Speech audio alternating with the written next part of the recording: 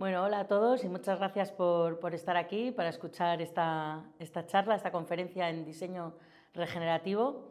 Y bueno, pues os voy a hablar un poquito de qué va el diseño regenerativo y cómo lo imparto en mis clases. Para contaros un poco más de quién soy Adele, soy profesora de materiales en el grado de moda, en segundo y en tercero, y además soy la coordinadora del máster en moda sostenible. Además, llevo muchos años investigando nuevos materiales, tengo una materioteca en la que colecciono materiales de todo tipo para ayudar a diseñadores a encontrar soluciones para sus proyectos y también estoy haciendo un doctorado investigando la educación en biodiseño. Y bueno, pues os voy a contar un poquito por qué necesitamos el diseño regenerativo y qué es. Para hablar del diseño regenerativo tenemos que hablar primero del problema, de dónde estamos y por qué es tan necesario.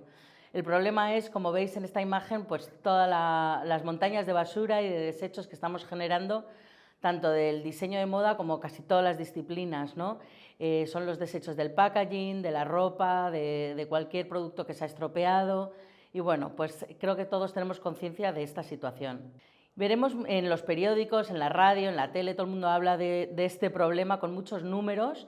Tenemos números de todo tipo, de las toneladas de basura que generamos, de la cantidad de microplásticos que hay en el medio ambiente o que tenemos en nuestros cuerpos.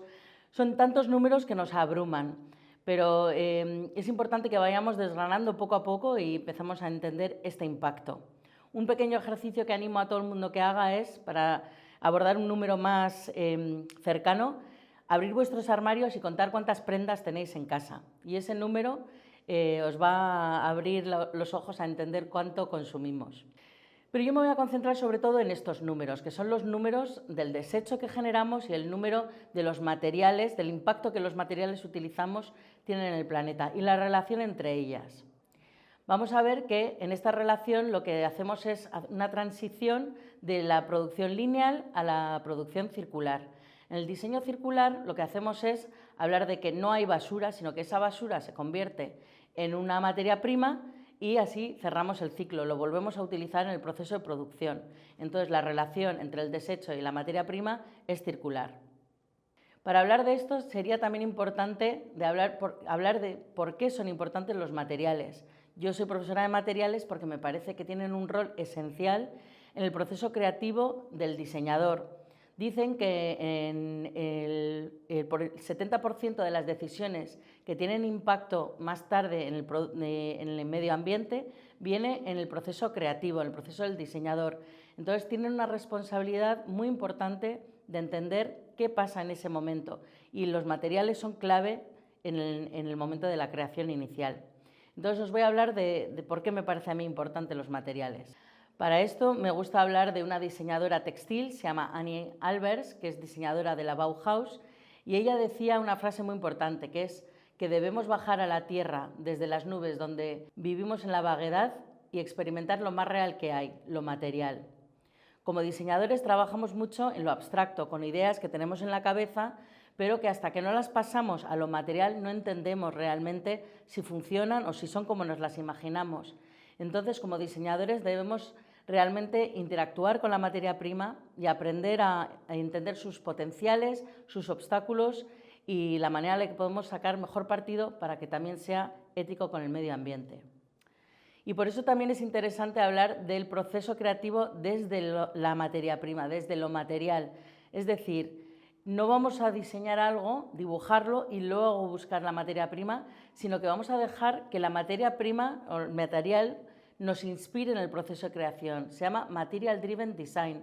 Es un concepto que acuñó Elvin Carana en TU Delft, en los Países Bajos, y ella lo que habla es que al coger un material, un diseñador se siente motivado, hay una inspiración en cómo le hace sentir, en los olores, en lo que le suscita. Y esta experiencia la transmite luego al objeto que diseña, esperando que el consumidor también tenga esta misma experiencia. Y por último, una de las cosas más importantes de los materiales es que el mal uso es lo que nos ha llevado a tener este gran problema, pero el buen uso es lo que nos va a ayudar a resolverlo. Estamos hablando de algunas de las problemas más importantes de nuestra generación, como veis aquí, la escasez de materias primas. El petróleo no debemos usarlo porque contamina, pero además es una materia prima que empieza a escasear. Por otro lado, las montañas de desecho, que ya hemos hablado, que tenemos que empezar a ver como materia prima. La salud y el bienestar de los humanos es muy importante. Sabemos que tenemos microplásticos en el cuerpo, sabemos que nos contaminamos con los químicos de los tintes y esto es algo que también tenemos que resolver. También afecta al agua, al aire y a la biodiversidad.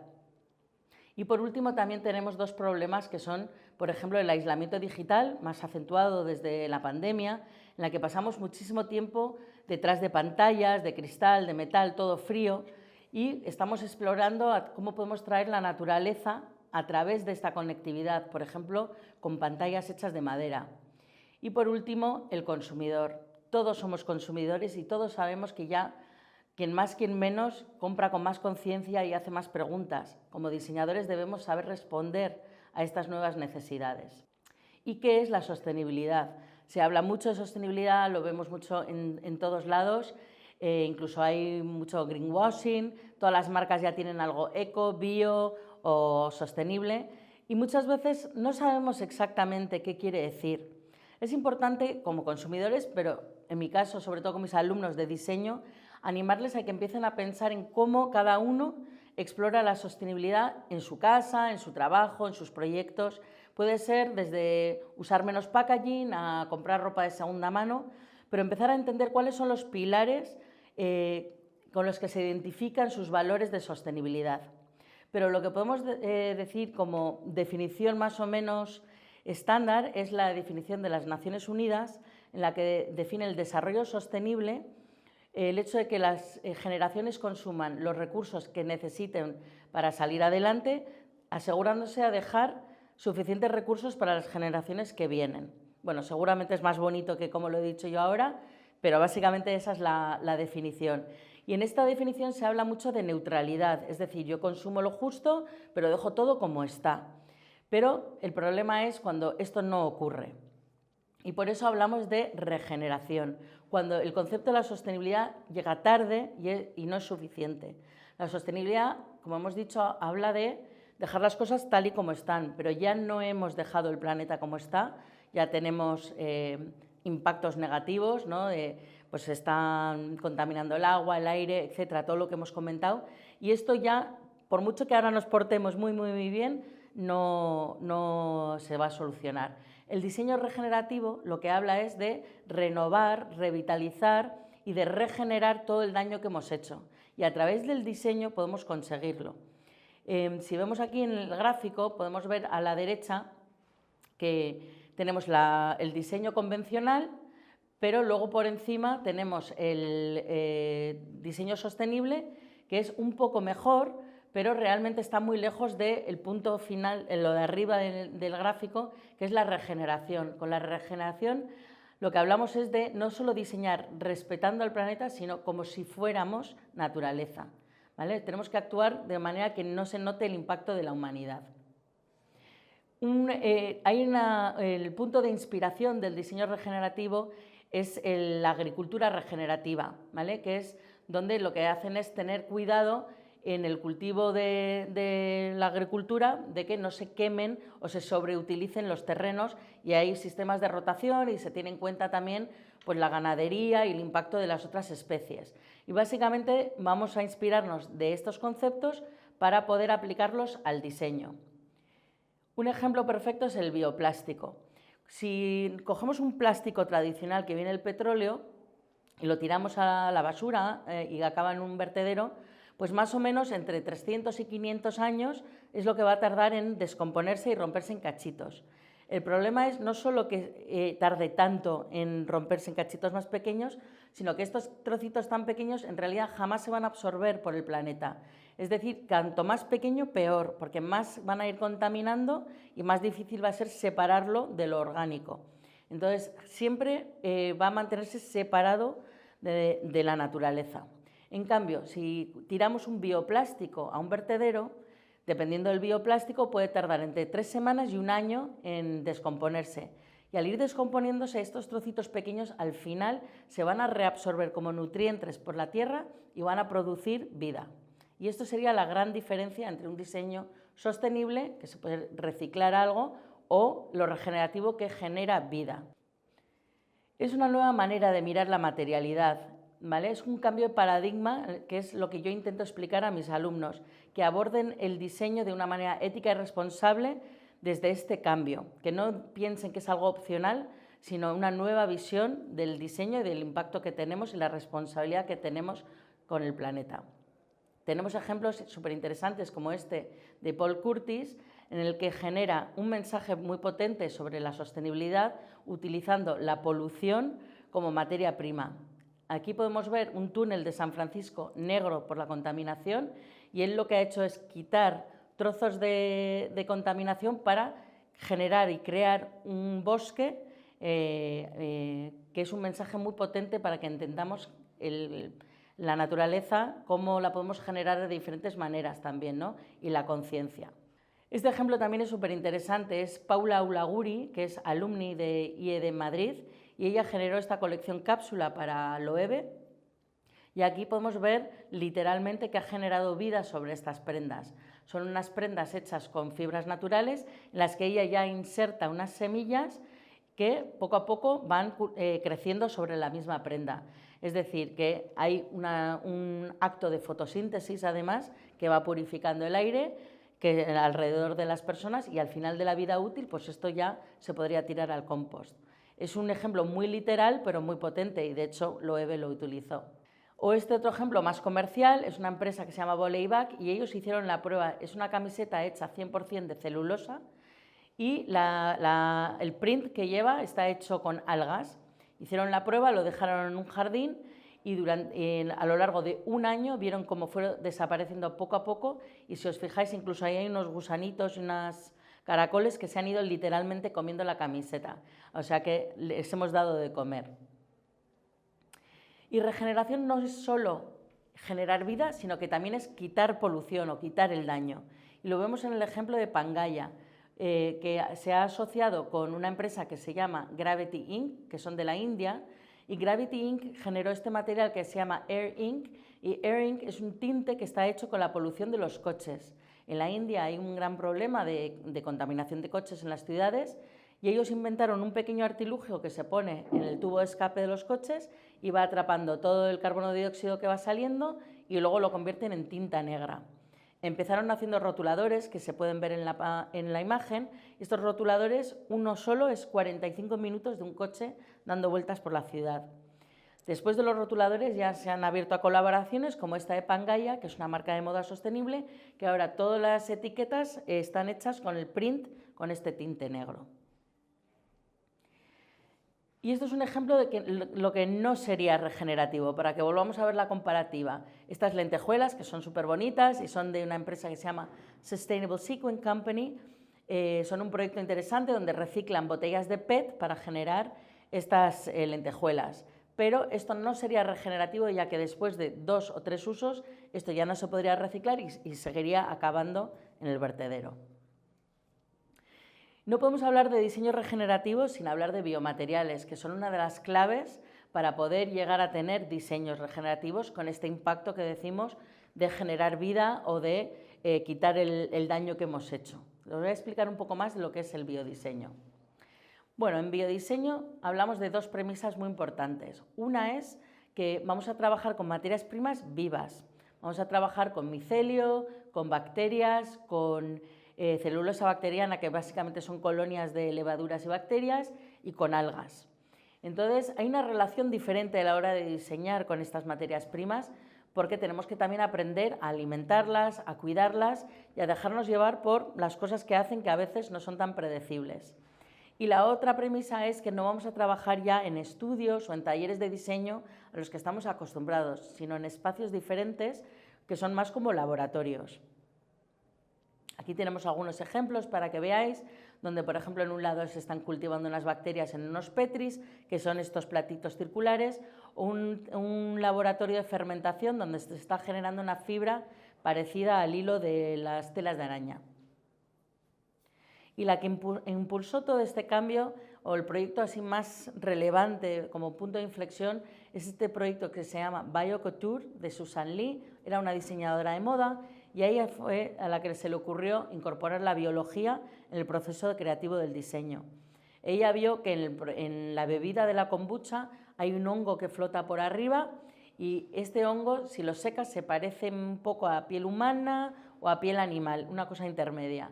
Y ella revolucionó el mundo de la moda generando estas chaquetas que se intentan replicar las chaquetas de cuero típico de motero, pero con este hongo. Evidentemente es no tóxico, 100% biodegradable, pero fue la primera vez que alguien intentó hacer que además fuera sofisticado e interesante.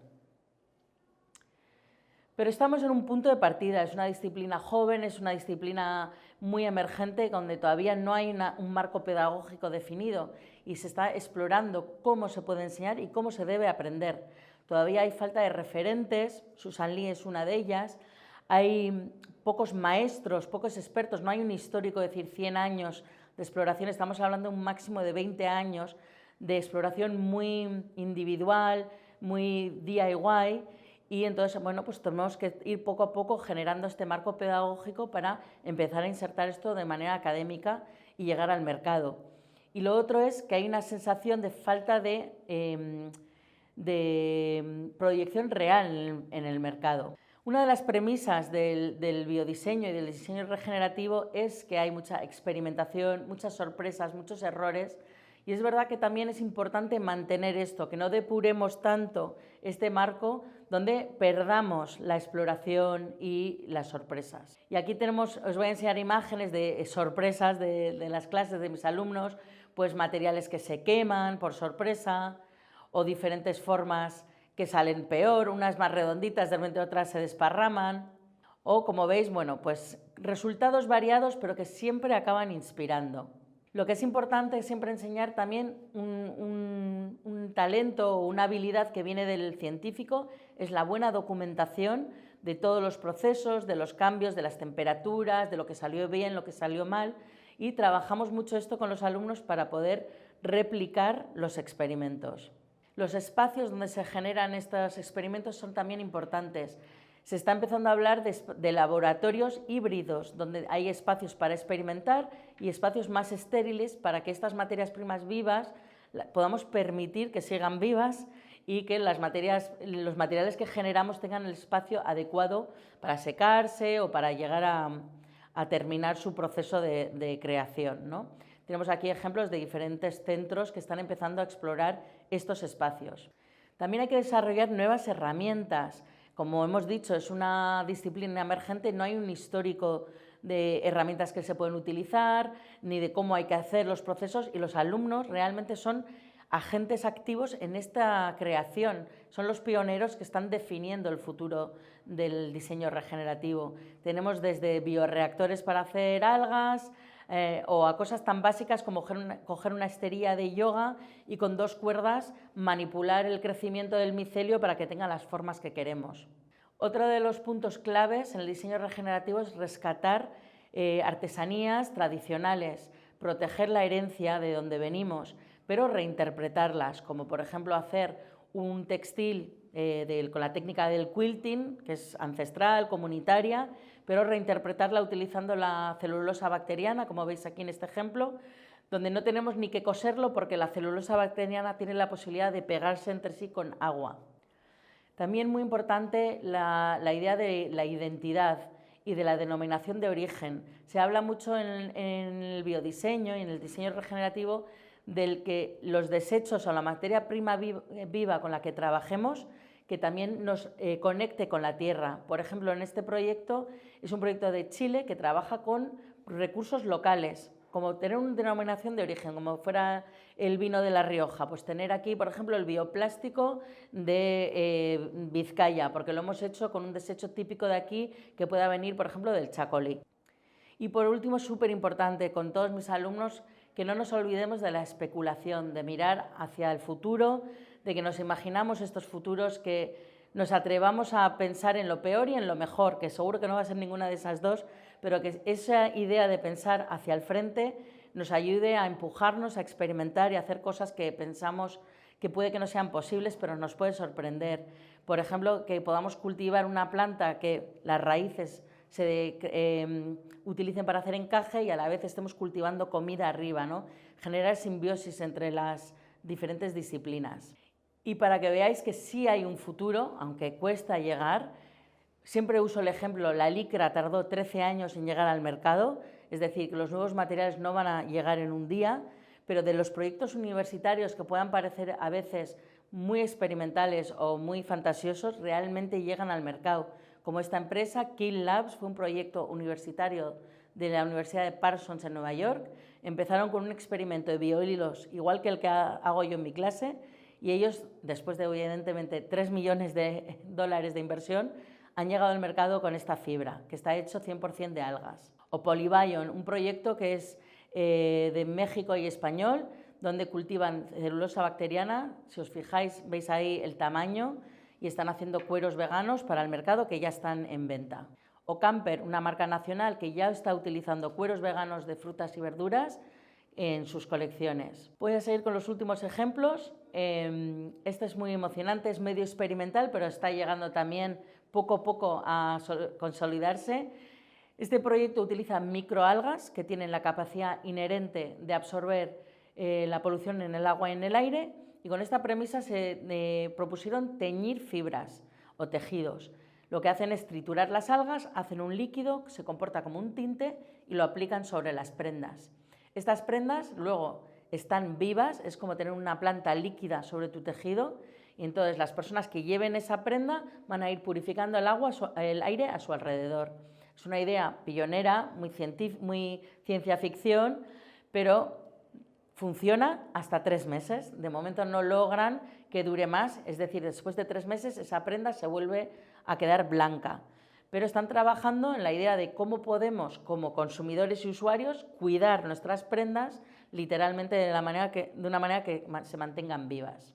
O este proyecto de bacterias también fue un proyecto súper especulativo que parecía ciencia ficción y está en el mercado, todavía bastante caro, pero esta diseñadora de moda también quiso aplicar una idea que le contaron de la ciencia, que es que las bacterias, hay algunas bacterias que producen color, y ella se propuso a teñir tejido con el color de las bacterias y lo consiguió. Hay una bacteria que, según come y crece, va produciendo el color morado, y ella logró meter dentro del Petri donde se alimentaba la bacteria una tela que acabó tiñéndose, y además el diseño del print del textil lo genera la propia bacteria según se va moviendo sobre el tejido, con lo cual realmente es un producto codiseñado con la naturaleza. Ahora ya ha llevado al mercado una chaqueta, cuesta 5.000 euros, pero bueno, se demuestra que se puede conseguir poco a poco. Y sí hay marcas ahora mismo en Europa que están a punto de llegar al mercado con tintes bacterianos a nivel industrial. O Milo, que es un cuero hecho de micelio, que está utilizando Hermès, ha utilizado Stella McCartney. Utilizamos micelio de hongos para generar un cuero flexible que al final de su vida útil se puede compostar. Esta sería la celulosa bacteriana, en esta imagen lo veis para que entendáis cuando hablo de el cuero de celulosa bacteriana. Esto es como es antes de cultivarse, y la idea de esta diseñadora, por ejemplo, es llevarlo más allá. En vez de simplemente secarlo y que parezca piel, ella utiliza su habilidad como diseñadora, y esto es lo que yo intento ayudar a mis alumnos a entender, que ellos pueden siempre empujar el material más allá. Ella incorpora un hilo que crece dentro de esta kombucha, o sea, según la celulosa bacteriana va creciendo, se va integrando con el hilo, con lo cual al final del crecimiento la piel resultante está súper reforzada y no hay que luego hacer otro proceso de producción. Y finalmente tenemos el ejemplo de la biología sintética. La biología sintética genera mucho debate, esto lo dejo para otra sesión, pero es también una de las ramas del diseño regenerativo y de los biomateriales en el que empezamos a biofabricar en laboratorios. Por ejemplo, este material que veis aquí es ZOA, y ZOA es una piel hecha con cuero animal sin haber dañado a ningún animal. Lo que han hecho es coger el ADN de la piel de una vaca, lo han llevado a un laboratorio con una tecnología que se llama CRISPR, han ido replicando este ADN hasta que han generado una plancha de cuero animal del tamaño que ellos quieran. Si hubieran además introducido el ADN de la piel de un melocotón, por ejemplo, pues podrían haber hecho un cuero animal con textura aterciopelada como un melocotón. Entonces, bueno, ahí os dejo con un poco de ciencia ficción. Sí existe esa camiseta que veis, está en un museo, pero es una tecnología que existe que se está explorando. Y para terminar, siempre dejo a todos mis alumnos con un pensamiento, que es que cuando diseñan deben pensar que todo lo que se hace vuelve a la tierra como veneno o como comida. Y ellos deben decidir este resultado final. Gracias.